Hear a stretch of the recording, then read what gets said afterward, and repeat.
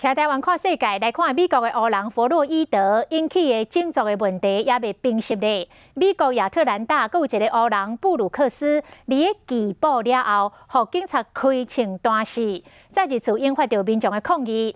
当地警方公开着新的画面，这个布鲁克斯着枪了后，并无当场死亡，但是远警煞拖2分外钟才帮伊急救，才全救无倒来。市长甲地区的检察官拢认为，这远警开枪的时间无妥当。啊，这亚特兰大警察局先是局长来请示，接落来嘛宣布，甲这个开枪的远警来免职。Stop fighting! Stop fighting! Stop fighting! You're gonna get tased! You're gonna get tased!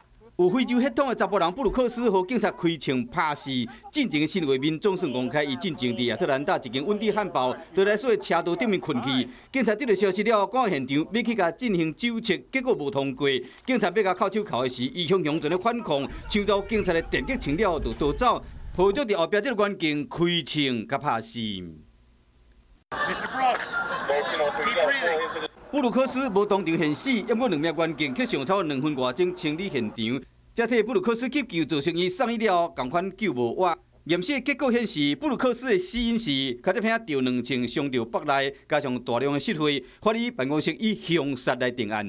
If that shot was fired for some reason other than to save that officer's life or to prevent injury to him or others, then that shooting is not justified under the law. 市长甲地区的检察官前后跳出来表态，认为讲开枪的时机无妥当。警察局长辞职了后，开枪员警索罗夫嘛被人开除。愤怒的民众更加将事发地点温蒂汉堡放火甲烧去，因为一条命已经消失去啊！嘛，互正在全美国爆发的反种族歧视的示威潮搁较严重。